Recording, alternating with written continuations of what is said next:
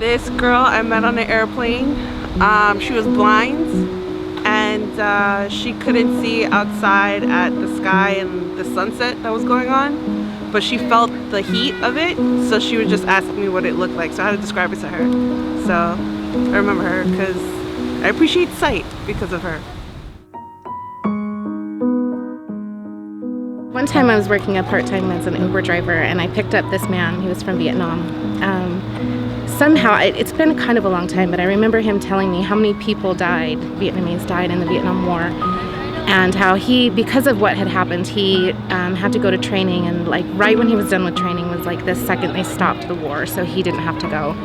And the whole time with this story, he was telling me on the way to where I was taking him to his destination. And he said, you know, sometimes people are very lucky. I was a very lucky man. And he said sometimes not so lucky. And I was dropping him off at a cancer center. And I don't know why, but it just touched me so much that he shared that with me, and it's always stuck with me. And he was a very lovely man, and I'll always remember him to this day. I just wish that I had stayed with him because I don't think anyone was there with him for his cancer treatment. That's what I wish to this day. I was in Pompeii, and this older Italian couple was there just as some tourists looking at the Pompeii ruins, and they saw that we were Americans, and they came up to me just out of the blue and they said, "Are you American?" And I said, "Yes." And they were like, threw their arms around me and said, "Thank your grandparents. You saved our lives. We will always love Americans for what you did for us after World War II." And as a young American, I never really realized the impact that America had on Europe at that time. But to that day, the hug from those old people I didn't even know just because we were Americans, to this day has been with me. So I remember I saw this homeless man and his two daughters in this alcove in Chicago one night. I'll just always remember it, wishing I could do something more, wishing I would have done something. I was working in a grocery store, just like heading somewhere to go put something away. This guy goes, "You don't look like you belong here. You look like you should be in a larger city doing something important." So are you in a big city now? Yeah, And what are you doing? I'm a jewelry designer. So would you say that he was right and that it came true? Yeah, and I never thought about that. Right. And you'll probably be the third stranger I remember, like 10 years later. So it was in Phuket Islands in Thailand. So I met this girl who came from South Africa, and I don't know, I must have been like 14. And so we met at the swimming pool, and we played like ping pong and everything. And at that time I didn't speak a word of English, or like with the Singaporean accent, because I lived there. And so she kept on helping me having a better accent, and particularly for three, the thing with the tongue that we in French we don't do. And so I remember that she kept on telling me, "Say three, three, three," and I have this in mind. And while we were taking the boat, you have the motor of the boat, which makes a lot of sounds. And I was training myself because I knew that no one around could hear me. And I was like, just like, three, three, three.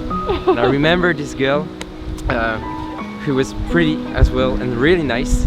And thanks to her, I learned the thing with the tongue to speak English. That's the story.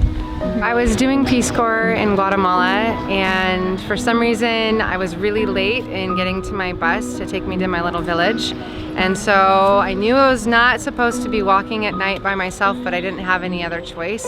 So I was by myself walking to the bus station, which is kind of a little shady, and this man comes up to me and he says, "Stay with me right now, you need to walk, take a right, take a right." And I was like, "What's going on?" And he's like, you're in danger right now.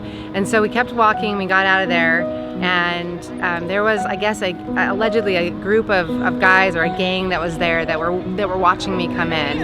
And so I went to his house, he took me there, and he fed me dinner with his kids, and ended up driving me up to my house. And so it was a pretty amazing experience. So what made you trust him? I don't know. There was something about his motive that felt like it was altruistic, that he really cared. I had no idea. It was just instinctual and really fast, but yeah. It actually wasn't very long ago. In fact, it was on Friday. I went ice skating on my own And as I was leaving the ice skating rink, I heard a little voice say, "Hola!" And I looked down and there was a little Down syndrome girl in like full figure skating outfit with her little figure skating skates on, and she was waving at me, and she was super, super cute. So why does that stand out to you, do you think? I have a Down syndrome uncle who's one of my favorite people in the world, and yeah, so when I saw her, it just made me really happy. So I was at a grocery store at home, and I was looking at coffee creamer, and a nice gentleman came up to me and told me that my eyes looked beautiful and that I was really pretty, and he made me feel really good about myself. And so, yeah. Why do you think that meant so much to you? Because I have very low self-esteem, and I'm very self-conscious about everything about me, and so he just made me feel really good about myself. And the fact that it was from a stranger and not prompted from any friends or family or anything, I think that's kind of what really made it feel so special, and like, okay, it was really genuine, and he wasn't just telling me because it's something I wanted to hear. I got in a car accident and I spun around like 6 times and I ended up hitting trees, and then he just, out of everybody who passed by me, he was the one who came get me out of the trees. He drugged me out and he was like, "Hey, are you all right?" I was like, "Yeah, what happened?" He was like, "Well, you just crashed into some trees." And then he told me he was a retired EMT. So he helped me out a lot. Out of everybody that passed by, ain't nobody really like stopped to help me out. And then this random guy seeing me crashing on the side of the road, he stopped and helped me out. I thought that was a good guy, a good stranger. Recuerdo a una anciana que un día me vio en el autobús, en el bus, and she told me something like, "Tú eres pelirrojo, los pelirrojos son personas que dan suerte." Y me pellizcó el brazo y me dijo, "Es para la buena suerte." Y se fue y yo me quedé, "What?" I was a cashier at Home Depot, and I'm non-binary, I'm trans-feminine. I have a really complicated relationship with gender that is a big source of, I guess I could even say, emotional torment for me. And a trans girl came into my line who fully embodied everything that I wanted to be. And it struck a nerve with me. And as our transaction continued and I rang her up and her card kept declining and declining and declining, it was just like, look, if I can help this person, I will. I ate that cost. I just inserted my card certificate and was just like, here you go. I thought that was gonna be it. We left, went about our day. She comes back, completely surprised, with $20 bill in hand, hands it to me, gives me a giant hug, and tells me that she's really grateful for what I did for her, and that I can be like her too someday, and that it'll get better. And I never really forgot about that. If you're out there and if you see this, thank you. Still means a lot. Can you try to describe to us what feelings you were left with after she said that to you?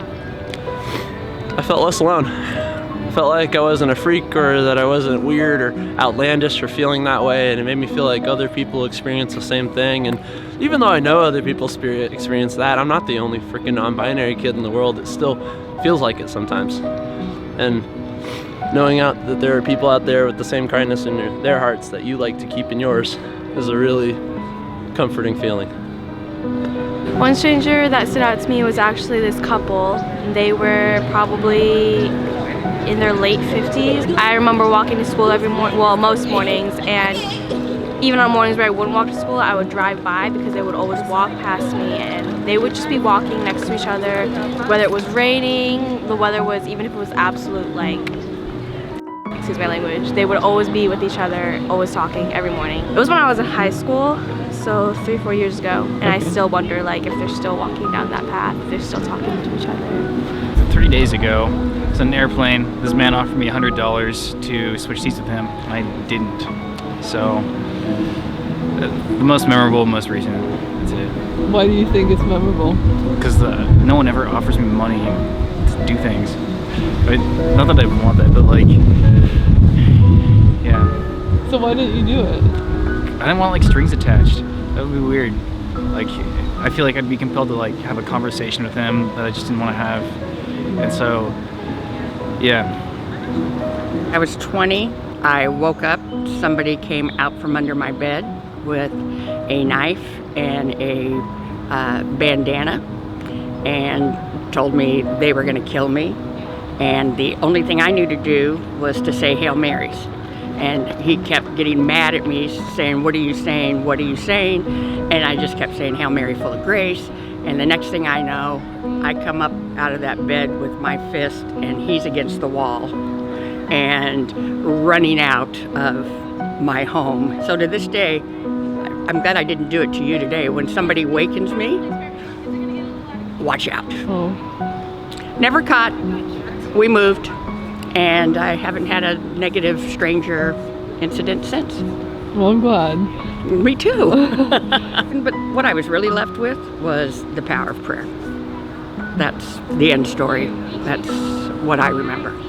It was junior year of high school. I was in Boston in the Logan airport, and I was killing a bunch of time with my parents, so I decided to walk around. And there was this really, really long hallway with a bunch of moving walkways, and there was this lady with her son with like 7 suitcases like running from one side to the other, and I wasn't doing anything, so I was like running along the moving walkway, and I asked her if she needed any help, and she didn't speak English very well, but I was like carrying her bags, and then I just tried to like make conversation, and she was saying that her family, her mom had like just passed away, so she was going to visit. So that kind of like resonated with me, because you really never know what everyone's going through until you like start the conversation. So I actually wrote my college essay about that, and I'm in college now, so it worked out, right? It's kind of crazy, because there's this very specific emotion where like you could be surrounded by, especially in college, you're surrounded by so many people in the same stage of life as you, but it's so easy to feel lonely. You definitely feel some sort of hope when you realize that everyone has so many different stories that you don't get to hear until you start the first conversation. So I love talking to strangers. This is what we're doing now, right? Yeah. It's hard to take the first step to start a conversation, but I think it's really important to do it in the first place. There you go. I agree. Yeah.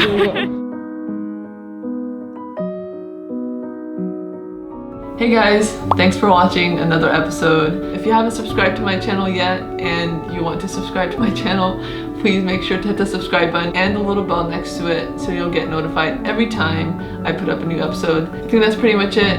Thank you guys again, and I'll see you next week.